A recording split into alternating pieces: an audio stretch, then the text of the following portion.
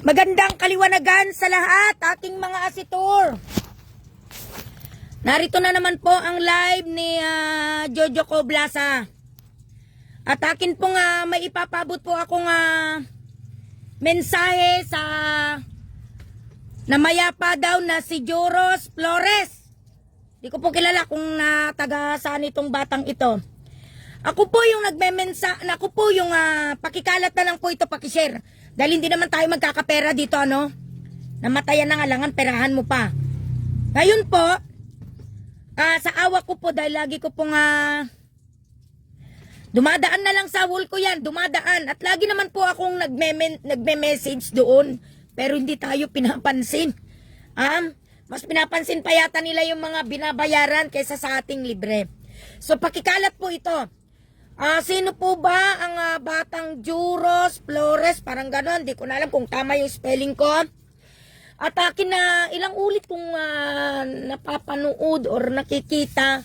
Kasi po sa dami na po ng followers natin, sa dami po ng mga pasyente ko, sa dami ng umihiling ng kagalingan. Alam nyo po yan. Ako po yung Jojo Coblasa doon nagme-message doon at para matapos na yan, hanggang na-decay na yung katawan niya, hindi pa rin ako pinapansin. Kung press pa lang, at sinabi pa nila, maaari po na kahit na wala na yung bata, press mo pang mayaangat. Ano po? May mensahe po siya, nakuhanan ko din po ng video. At kanina mga muli po akong nag-message. Marami akong message hindi ako pinapansin kahit sa mga vlogger dyan, mga kwan. Ang sabi ko po, para minsanan na. Kasi natatawag pa nga natin kung sino yung mga scammer Sino yung magnanakaw, buhay o patay. Yun ang sinasabi ko dun. Tawagan nyo lang ako kahit kadugo niya lang. Please share. Makakatulong ka rito. At tatawagin ko kung ano nangyari, buhay pa ba o patay na ba yung batang yaon. Doon po sa message ko, doon sa may puno na yon, meron po kasing bato na malaki. Ayan, meron siyang message ito. Ikakalat ko po yung video niya, isesend ko. Meron siyang message sa kanyang mama, sa kanyang papa, at sa kanyang kaibigan na si Michael. Wala na po si Joros. Ilang araw na daw po siyang wala. At namiiyak, mga asitor, maawa kayo sa espiritu niya. Hindi kami nagbibiro para saan ako magbiro. Ano po? At ngayon po, may isang batang ma'am. Kawawa po siya. Parang ganun yung sinabi niya sa akin. Tapos biglang naantig yung kalooban ko. Tulungan niyo po.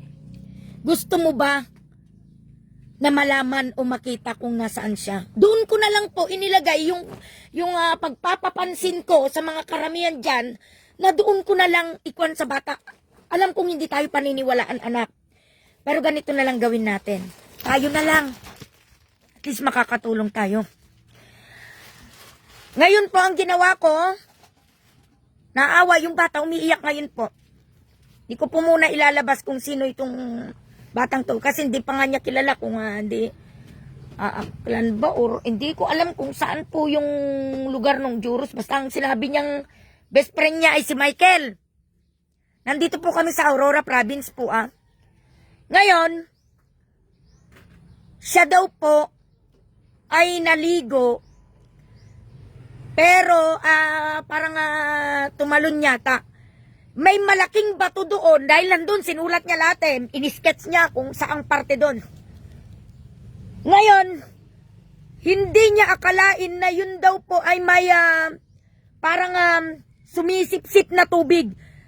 Pailalim. Nandun daw po siya sa ilalim. Inisketch niya, nandun sa amin. Ilang bond paper ang pinagsulatan niya habang umiiyak. Ikaw na mama ni Joros Flores at papa ni Joros Flores, pinapaalam ko daw sa'yo na gutom na ang anak mo at miss na miss ka na niya. Ako din nalulumbay, naaantig. Marami siyang mensahe na hindi ko alam kung ilang taon din yung batang naka video call ko kanina. Pero taga-abra din daw. Kalugaran ko pa yun eh. Parts of... Ay, ito't isa patukan na iba. Ganon. Pakishare po ito. Totoo po ito. 100%. Sinulat niya kung ano ang nangyari. At mayroong sikretong mabubunyag. Mga asitor. Meron palang nakakita sa kanya na isang babae pero hindi niya kilala. Yaon ay tahimik na lang, asitor. Di ko alam kung siya din ay nagturo na doon or kwento niya yung ano nangyari. May nakakita sa akin babae pero hindi ko kilala. Yun po yung sabi niya. Ano po? Yung Juros Flores na yan ay may mensahe talaga sa mama niya at mga barkada niya, yung mga kaibigan niya. Hindi ko na kayo makakasama. Hindi ko na kinaya. Paalam. Kung gusto niyo po yung makatulong din kayo, i-share nyo hanggang makarating sa kanyang magulang at siya mismo ang pagbibigyan ko ng papel na yon.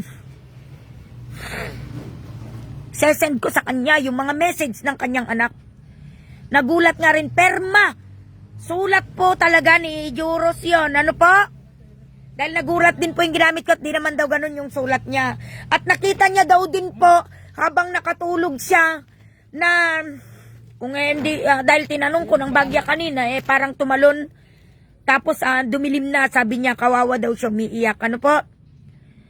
Please share this. Lagi ko na lang pong sinasabi na tutulungan. Wala namang namamansin sa atin. Porque siguro wala tayong pera. Ano po? At ang mga kilala na lang na mga manghuhula o kilala na lang na mga kwan. Tayo ikatotohanan lahat. Lahat nandito na po. Kami po ay Magnito, Kapanaligan. Pinakamataas po na manggagamot ang anak ng Ama sa langit. Hulgunos, Ophios, Alpha M. Espiritu man ng nanay mo, espiritu man ng tatay mo na namayapa, espiritu man ng sino man na nais mong kausapin, ay makakausap mo. Patay o buhay. Kaya po mga asitor, kung sino man sa inyong nakakakilala kay Juros Flores na nalunod, na sinabi ng kanyang espiritu kung nasaan at ano ang nangyari, may mensahe po siya talaga. Maraming salamat sa inyong lahat. Nais ko lang makatulong. Bahala na dyan kung ayaw nilang maniwala. Ano po?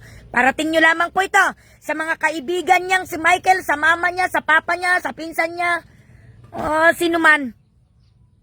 Okay, maraming salamat. Nasa amin pa po ang papel na pinagsulatan niya at ibibigay daw po sa kanyang mga magulang.